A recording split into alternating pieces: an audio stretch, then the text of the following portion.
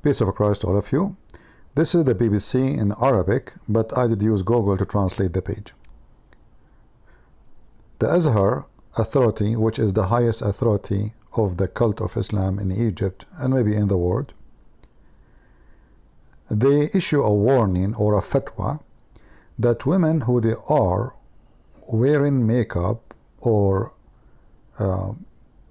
not dressed like Muslim women, those are forbidden. This is forbidden to do. And they published that in their website. And the response from the Muslims in Egypt was hilarious, because all women in Egypt, 99.9%, each one of them, she put 3-4 kilograms of makeup. So they start attacking the Azhar authority, and this is the mosque where the Azhar. The Azhar is like an official, the Azhar is an authority started by the Shia in the time when Egypt used to be all of it Shia. And this is showing you how silly Islam is. You change the ruler, the whole country changed the sect. So the ruler was a Shia, all the country was Shia. The ruler becomes Sunni, a new king came with the army, the whole country became Sunni. As you know, there's a huge difference between Shia and Sunni. It's totally different religion. Even though they both claim to be Muslims, but there's a huge difference.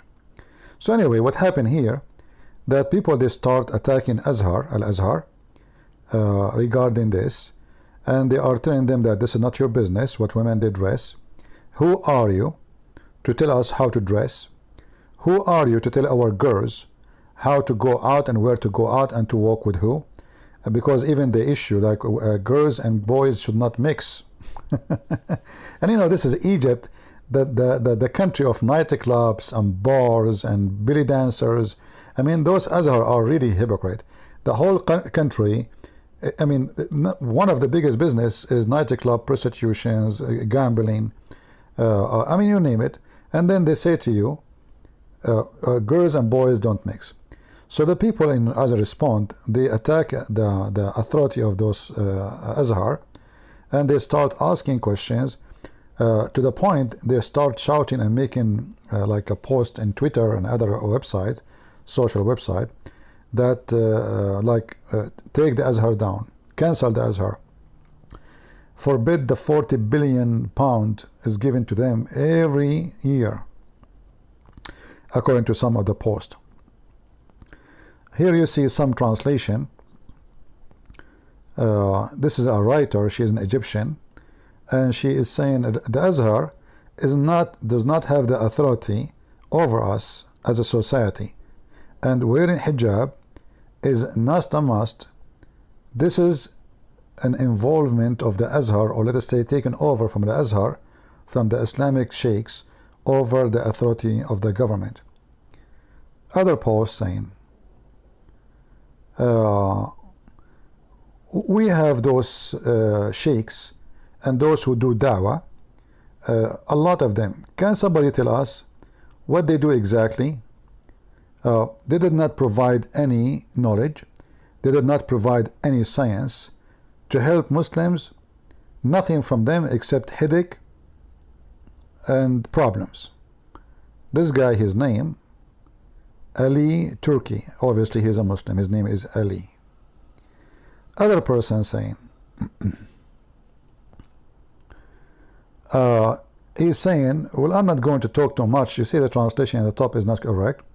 I'm not going to talk too much about this issue, but I have a very simple question, which is let us say, makes sense, a question.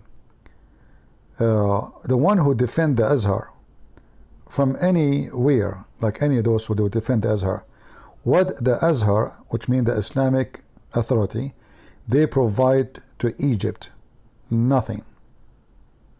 What even the Azhar provide even to Islam as a religion? Nothing. And as you see, people, they are going really against the Azhar. Here it says, this person, his name is Islam, imagine, his name is Islam, and he is saying, Actually, here is giving the number about how much budget they are giving. He says, يسقط حكم الأزهر. Take down the authority of the Azhar. Cancel it, you know. And he says we should stop giving them the money. 348 Egyptian pound is given to them. 304. This guy is giving different number. 300. Sorry, this is a B. 34 billion. Imagine 34 billion Egyptian pound is given to them.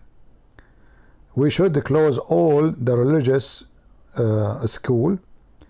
We should shut down all teaching of religion, except the one who teach criticism and history. And we must start teaching a human teaching, like, you know, not to teach hate. We should cancel the University of Azhar and anything belong to it. Now other people, they are making comment about defending the Azhar. This guy saying, his name is Turkey, and sorry, I'm showing you the page as like phone up because I could not make the page open normally, so I can show you normal page. I'm using my phone. So this guy, his name is Turkey, he says, what's wrong with you? Don't you see what's happening around us? There is a war against Islam. Everyone should listen carefully, be careful with what he's saying and what he think. Another person, and this guy is defending Islam in Egypt, his name is Abdullah Rushdie. He says the women going out without hijab in the Eid or other Eid, this is forbidden. This is the Sharia, and this is what the sheikhs are saying, and it should not happen. And he is saying, look like our sheikhs in Al-Azhar, they made the path who they are in the dark caves upset and their eyes like, you know, open, and they go like crazy and almost like they die when they see Islam. Another person saying, Ahmed al-Najjar, Ahmed al-Najjar. He says, may Allah bless the Azhar and keep it, protect it, and all the institution belong to it. I agree with the Azhar University or Azhar Authority. Why we don't remember the reason to protect our country from secularism and liberalism? And now the Azhar responds saying,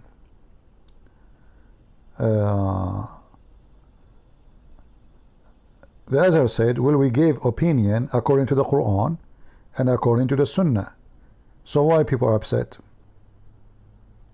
Why people are upset? Here we see a country which is the majority, you know, we can say maybe 80% of the country are Muslims. People are really sick of Islam in the heart of Muslim countries.